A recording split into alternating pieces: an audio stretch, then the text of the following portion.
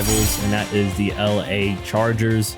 They went 10-7 last year, got into the wild card game. Remember, that was that game where I think Trevor Lawrence threw, was it 3 or 4 interceptions?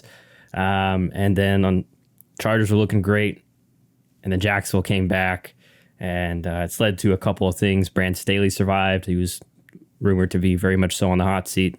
Probably still is, but nonetheless, their departures, they also let go of offensive coordinator Joe Lombardi.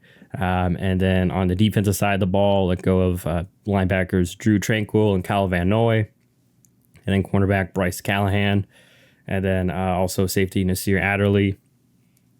They did get back a fully healthy Derwin James last year, just to add. But in regards to free agent additions as well, they did get your boy, or no longer your boy, but former Dallas Cowboy coordinator Kellen Moore to now be their OC, and linebacker Eric Kendricks from the Vikings.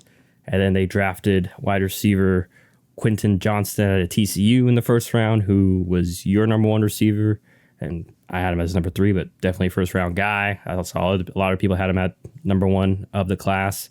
And then second round went and got edge rusher Tuli Tuipulotu out of USC, and then speedy linebacker Dion Henley out of Washington State in the third round. But as I mentioned, John, as you know, in case others don't, a little bit of an interesting offseason. Feels like this is a gotta-have-it year for Brandon Staley after kind of how the last 2 seasons have went. Also on top of that, Austin Eckler wanted out at some point. He wanted trade requests. It seems like they've kind of found some sort of middle ground. But yeah, I mean, Chargers always seem like they've been there, or they've been very close, but whether it be injuries or bad luck, they just haven't been able to get over the hump. Do you think this is the year that they do that, or do you think otherwise? Well, I think that last year, obviously the Chargers had a lot of really high expectations with, you add in Khalil Mack, J.C. Jackson, they drafted Zion Johnson. Like, they made a lot of big splashes last year, and it didn't fully pan out the way that they were hoping. Joey Bosa gets hurt. Rashawn Slater gets hurt. Both Keenan Allen and Mike Williams are dealing with injuries throughout the year. There was just kind of a lot of things that, I don't know, weren't fully in the Chargers' control. So I am really interested to see, assuming that this team can stay healthy, how all of the pieces look together. I love the addition of Quentin Johnston just because with the injuries of Mike Williams and Keenan Allen, I think that Johnston has... I wouldn't say that he's not really either of them. Like, I don't think he's as pure of a big-bodied, just kind of deep threat like Mike Williams, but I also don't think that, I don't think really anybody would say that he's like a Keenan Allen or he's going to be your slot guy, but I do think he can kind of do a mix of both. I think he's a little more versatile than Mike Williams when it comes to some of the routes and things that he can run. And I think obviously he can be a deep threat where Keenan Allen really isn't. So assuming that either of them get hurt, I like the versatility and just depth that provides them, because you still have Josh Palmer, you still have Jalen Guyton, who I think was also injured last year at some points. I might be wrong on that. But I just think that gives you some good receiver depth. And also at some point, like Keenan Allen's 31, 32. Mike Williams is 28. And although he did sign that contract extension last offseason, his play style, who knows how well it's going to age in another 2 years. He's had some back injuries, so that's always scary. Yeah. And also Mike Williams just... Although I think last year I was very impressed with some of the times that he really stepped up without Keenan Allen. Like, I think back to that Chiefs game, I think it was the first time they played, and Mike Williams was playing the Keenan Allen role. Like, he was not going deep. It was short, intermediate stuff, and he had like 12 catches that game or something. It might have been like week 3, 4, 5, somewhere around there. It's a Thursday night game too. Yeah, so like I was very impressed with Mike Williams last year. I think that after the way that he kind of started his career with such high expectations, it seemed like that he was maybe a little bit of a letdown, but I think he's actually gotten better each year. The biggest issue seemed, and this is kind of, I don't know if it's more of a fantasy thing, but there's just some games where he can easily get completely locked out of the game plan. I don't know if that was a Lombardi thing in the previous OCs. I don't know if that's, a defensive game plan is very easy to scheme him out of the way. I'm not sure what it is, but I just think that adding Quentin Johnston gives you a bit more of a reliable option now, where if Mike Williams or Keenan Allen get hurt, or if one of them's just not playing well, you got Johnston who can kind of fill in the gaps. So I really like that because I don't know. I just think that with Austin Eckler and the one thing that I didn't love about the offseason was the lack of addressing the running back room. Like, I'm still not sold on Josh Kelly, Isaiah Spiller, or Larry Roundtree. I think, didn't they draft Isaiah Spiller last year? I believe so. I think it was, wait, I'll have to check. He was like 3rd, 4th round, something like that. But I don't think he really had that great of a year. I mean, yeah, last year, 18 carries for 41 yards. And yeah, that was his only season, I believe. So, I mean, clearly he didn't do enough to win the backup job or even the 3rd string job to really get that much involved. And so maybe we see some progression out of him. But I would have liked maybe for them to address the running back room, maybe get like a thumper, like I'm thinking like the Packers did when they went out and drafted A.J. Dillon. You get somebody that can kind of extend Aaron Jones' career. You can do that for maybe Eckler. They didn't do it. So I wish they would have done that. But overall, I think their offseason was fine. I don't know how you felt about this, so I'm about to turn it over to you, but it felt a little non-committal almost. Like it seems like they know that, at least from like the ownership, maybe they know that this could be the last year for, like you said, what's their head coach's name now? Staley. Maybe they feel like this could be his final year. Like you said, he's on the hot seat. Everyone thought he saved his job with the playoff run, but then they choke pretty bad against the Jaguars. So people might think that, this feels a little non-committal.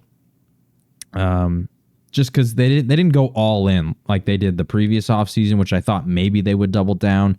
That could be related to the fact that they had to go out and pay Justin Herbert. I don't know. But yeah, that's my overall thoughts on the Chargers. We'll see how they fare. I still think that all the pieces together healthy, we'll see what they do. Because I think that this team has the talent to potentially go toe-to-toe with the Chiefs for the division title. It's just the question marks is because with the Chiefs, it doesn't matter if they win the division title. We know they're gonna show up in the playoffs. It's can the Chargers do so? Yeah. I think for me, one concern that I don't think they addressed in the offseason was run defense, especially size. That became an issue. And I just read off the departures and additions. They really didn't do much. Same with the draft. And I just don't know, I can't even think of anyone off the top of my head internally that could maybe step up. And like we just mentioned, they've been strapped for cash, so it's not like they can try to make a move mid-season. But who knows? So with that being said, kind of leaves more of the onus on, okay, can the offense do more? So I'm assuming that's why they bring in Kellen Moore, can bring back more deeper passing concepts, because with Joe Lombardi, soon to be more of the New Orleans, Drew Brees, I don't say death by 1,000 paper cuts, but more, short to intermediate routes were stressed, and also not really a great run game on offense either. That's part of the reason why they lost that huge lead against Jacksonville, is because they couldn't just sit on the ball per se and eat clock. And so, yeah, this is a tough team to gauge with those aspects, and also including, the usual fact that this is just kind of like the 49ers. I don't know if it's a West Coast thing, but the injuries just seem not to be on their side as whenever the season unfolds, or heck, even in training camp at times. So, if I had to put any money, or if I had to put a thought down, I think they'll probably be right back in the same boat next year. Although I would assume if so, no Brandon Staley, but who knows? Maybe maybe he'll feel the heat, and maybe they'll make the adjustments, have some breaks go their way, and make some noise in the playoffs. Because they've already, like you said, they already gave Justin Herbert his extension, so he's obviously their guy. And I assume they wouldn't want to waste any of his time or his career if it doesn't work out with Staley this year. So we'll see. But I will add on the Kellen Moore thing. As a Cowboys fan, I didn't like Kellen Moore personally. I know that the media loved Kellen Moore because of the statistics that the Cowboys would put up, but I felt like it was a lot of results-based analysis as opposed to the easy example that I really point back to is I think it was not this past year's playoff game, but the one before. Kurt Warner has a YouTube channel where he breaks down film, and he was breaking down that game. And there was just so many times that the Niners were just running a really basic cover 2, because that's like the base defense the Niners operate out of. And the Cowboys just, people blame Dak and the receivers and McCarthy and all these things, but the Cowboys, there was so many times that Kurt Warner was saying, this play does not beat cover 2. Like these routes, they don't give Dak anything to work with. The receivers are just kind of sitting where the defense wants them to sit, so they can't necessarily even have a chance to make a play on a ball. Like there's just nothing there. And there was a lot of times that it just felt like that. Like Kellen Moore would get too cute, and we'd run like a play with 1 receiver, 7 offensive linemen, and it would be a play action pass. And there's that photo of Connor Williams and Terrence Steele just out there holding their hands up like dummies, like 10 yards downfield, wide open. And Dak just has to heave it to CeeDee Lamb by himself in triple coverage, because it's like you're not going to throw it to your offensive lineman. So I don't know. Well, it'll be interesting to see how the Kellen Moore does in this offense. I do think that Justin Herbert is a better quarterback than Dak was or is. I say was because, during his time in Dallas. And also, this is the first time that maybe Kellen Moore isn't necessarily, and this word is going to sound harsh, but take it for what you will, isn't necessarily poisoned by a Jason Garrett or a Mike McCarthy. I know, I've been very critical of Jason Garrett in the past. You can go find some old podcast episodes of that. And you and I have both been critical of Mike McCarthy, as we have both experienced him as our team's head coach within the last, 6 years. I can't remember when McCarthy got fired, but from Green Bay. So now he gets a chance to, I guess, spread his wings, because the 2 coaches that he has been an OC under were both offensive minded and certainly had a lot of input potentially in how he was running the offense. So who knows? Maybe it was a McCarthy, Jason Garrett thing holding him back. And with the Chargers now, where he's like the guy running the offense, that he can really flourish. But at the same time, when they hired him, I was a little bit worried for my boy Justin Herbert, because I don't know. Kellen Moore, at least in my analysis, feels like a stat sheet stuffer against the bad teams, and against the good teams and the good coordinators, he gets a little bit lost sometimes. Yes, doesn't, like you already said, doesn't really have the nice to see him have, if he can get some of those cover 2 beat, have a couple of those just either go to or game plan specific plays to offset the other team's tendencies, or get them taking the cheese per se. So and I will say, he's also young, so maybe he's learned from his time in Dallas and he's grown and adjusted. Like, I don't want to sound like there's some coaches that you're like, all right, they're done. Like, but with Kellen Moore, he's still got a lot of time. So who knows? Maybe he'll have learned. So who knows? Maybe change of scenery, and like you said, maybe more free reign will help him and the Chargers get back on track. So that is them.